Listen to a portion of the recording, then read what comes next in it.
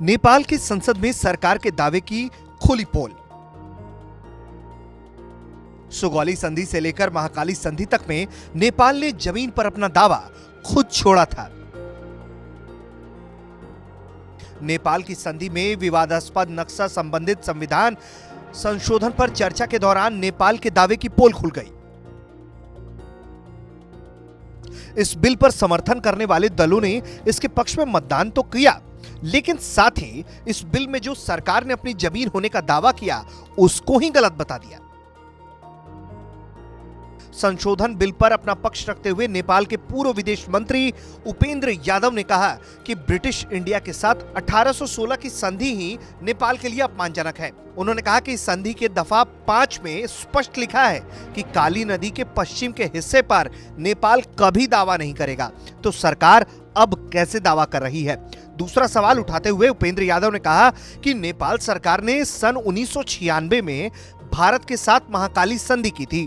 उस संधि के प्रस्तावना में भी यह लिखा हुआ है कि महाकाली नदी ही दोनों देशों के बीच की सीमा होगी, तो अब फिर से सुगौली संधि की बात कैसे उठ गई है।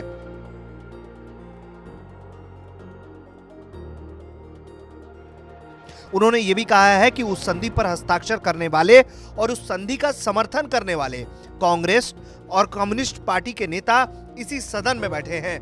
ये दोनों दल के नेता ने ही राष्ट्रघाती काम किया और आज राष्ट्रवाद का पाठ हमें पढ़ा रहे हैं। इन दलों को और महाकाली संधि का समर्थन करने वाले प्रधानमंत्री से देश के सामने माफी मांगने की पूर्व विदेश मंत्री ने मांग की।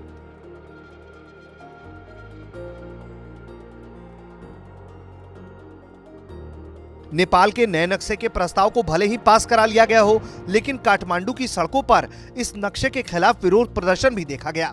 इससे पहले शुक्रवार को भी कई प्रदर्शनकारी सरकार के खिलाफ सड़क पर उतरे थे। प्रदीप ग्यावली ने मीडिया के माध्यम से लोगों से प्रदर्शन रोकने की अपील की थी।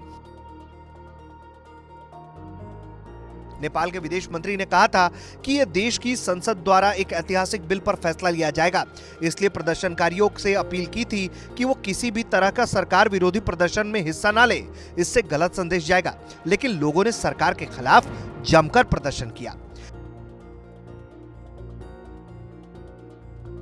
भारत की जमीन को नेपाल भले ही अपना विवादित नक्शा बताकर आज पास कर रहा हो, लेकिन उसके भीतर से ही उठती विरोध की आवाज सारी कहानी बता रही है।